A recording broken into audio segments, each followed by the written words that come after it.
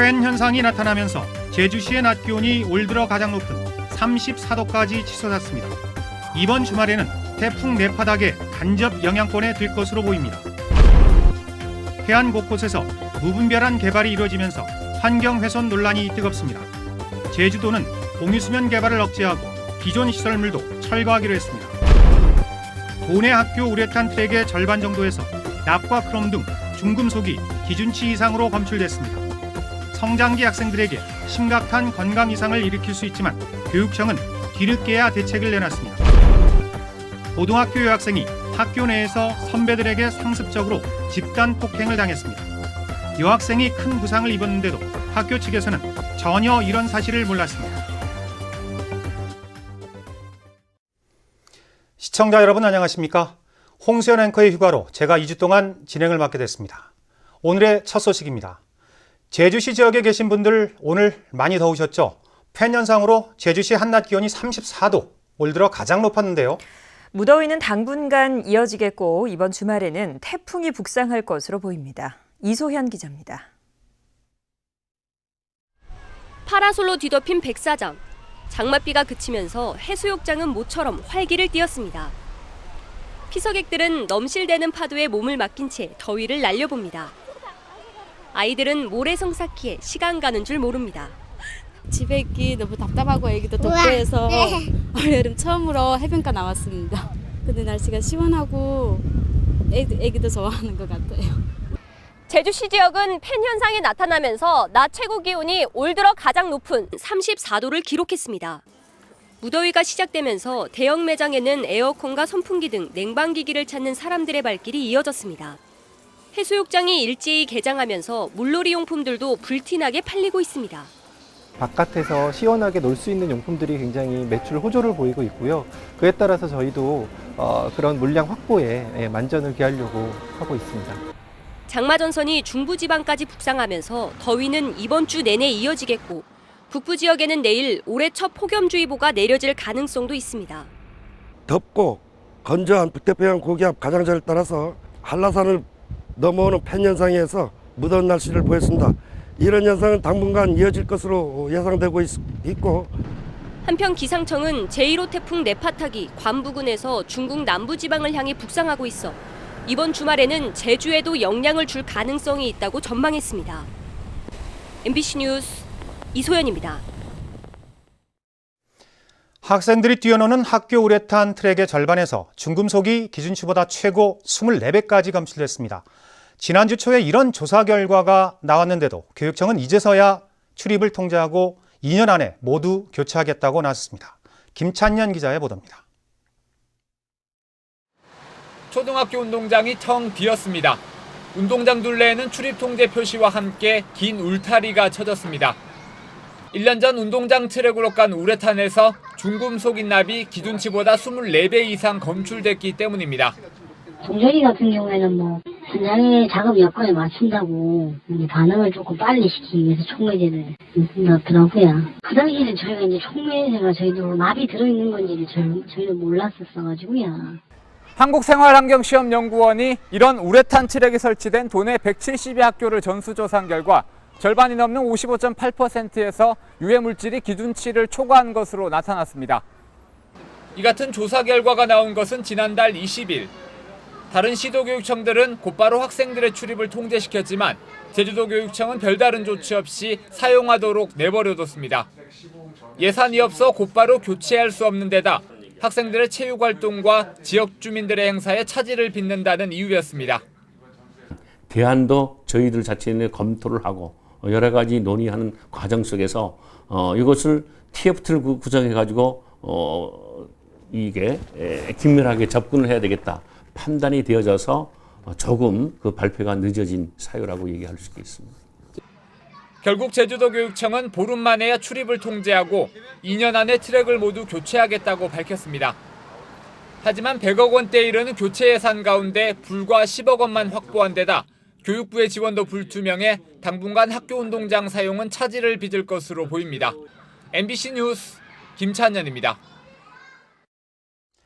제주시 한림읍에서 발생한 돼지열병의 확산을 막기 위한 차단 방역이 강화됩니다. 제주시는 발생 농장 반경 10km 이내 지역, 돼지와 분뇨, 부산물의 이동을 제한하기 위한 방역초소를 6곳에서 10곳으로 늘리고 하루에 3차례 이상 소독하고 있다고 밝혔습니다. 또 살처분한 돼지를 매몰한 장소에는 하루에 2차례 이상 냄새 저감제를 살포하기로 했습니다. 여고생이 학교 선배들에게 집단 폭행을 당하는 사건이 발생했습니다. 온몸에 상처가 날 정도로 학교 안에서 폭행이 이루어졌지만 학교 측은 전혀 눈치채지 못했습니다. 김항섭 기자의 보도입니다. 엉덩이에 시퍼런 피멍이 들어 있습니다. 허벅지와 얼굴에도 멍과 상처들이 남아 있습니다. 도내한 고등학교에 다니는 1학년 A양이 2학년 여자 선배 3명으로부터 맞은 흔적들입니다. 선배들의 험담을 했다는 이유로 상습적으로 폭행을 당했다는 겁니다. 체육관 뒤편으로 데려가서 제일 처음에는 뺨 100대 이상 때렸고, 또 옆에 있는 선배가 옆에 가지 떨어진 걸 잡아서 엉덩이를 50대 이상 때렸고. 가해 학생들은 피해자 A양을 지하 주차장으로 끌고 내려가 얼굴과 가슴 부위 등을 폭행했습니다.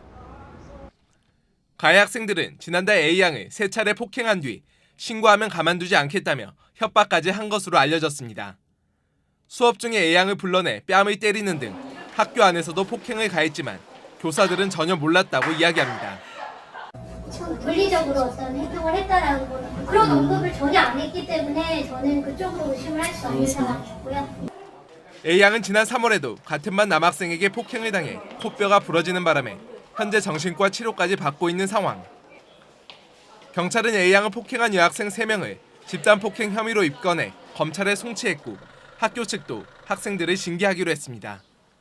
MBC 뉴스 김항섭입니다.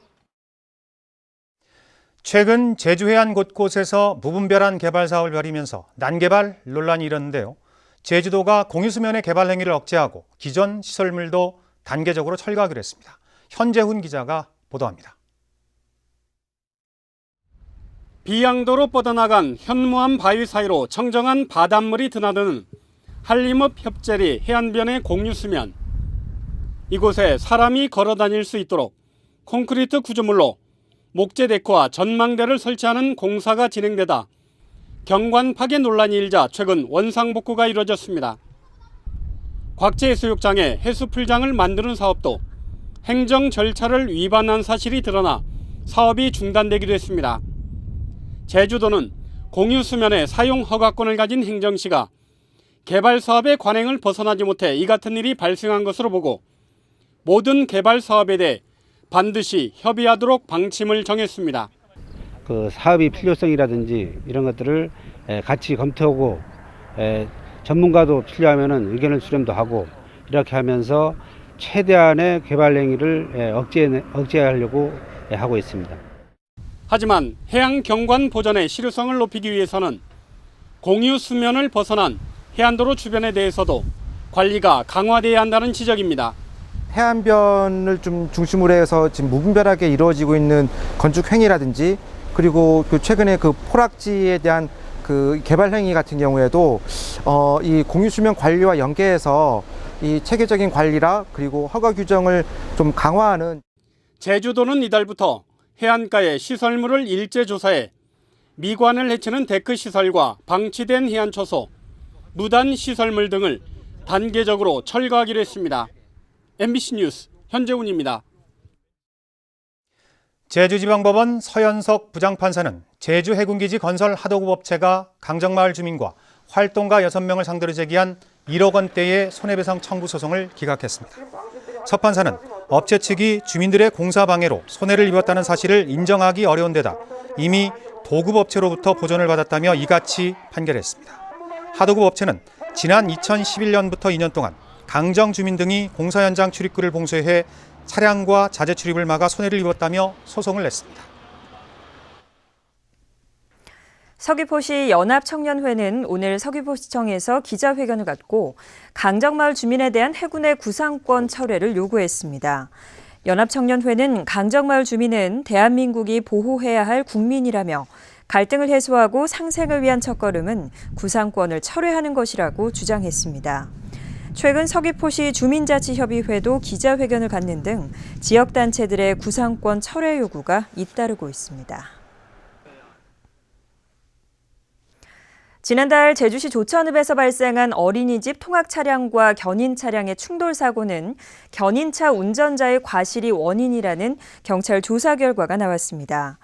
제주 동부경찰서는 CCTV를 분석한 결과 견인차 운전자인 35살 김모 씨가 제한 속도가 시속 70km인 도로에서 110km로 달리며 신호를 위반했다고 밝혔습니다. 이에 따라 경찰은 김 씨를 도로교통법 위반 혐의로 검찰에 송치하기로 했습니다. 제주해양경비 안전선은 다른 선박들의 입출항을 방해한 혐의로 제주 선적 3톤급 연안 복합어선 HO 선장 53살 김모 씨를 적발했다고 밝혔습니다. 해경에 따르면 H호는 어젯밤 10시쯤 제주 외항 입구 부근에서 조업을 하면서 항로를 가로막고 항만 관리선의 이동 조치도 거부한 혐의를 받고 있습니다. 국민안전처는 내일자로 제주도 소방안전본부장의 황기석 중앙구조본부 119 구조상황실장을 임명했습니다. 올해 47살인 황기석 본부장은 전북 고창 출신으로 전북대 법대를 졸업했고 사법시험에 합격한 뒤 소방령 특채로 소방공무원에 입문해 전북 소방본부 소방행정과장과 고창 소방서장 등을 지냈습니다. 2016 지적장애인의 날 기념식과 권익복지대회가 오늘 제주시민회관에서 열렸습니다. 제주도 지적장애인 복지협회가 주최한 오늘 행사에서는 지적장애인 권리 선언문을 낭독하고 장애인 복지 유공자들에게 표창을 수여했으며 레크레이션과 댄스 스포츠 공연 등도 진행됐습니다. 뉴스데스크 제주였습니다. 시청해주신 여러분 고맙습니다.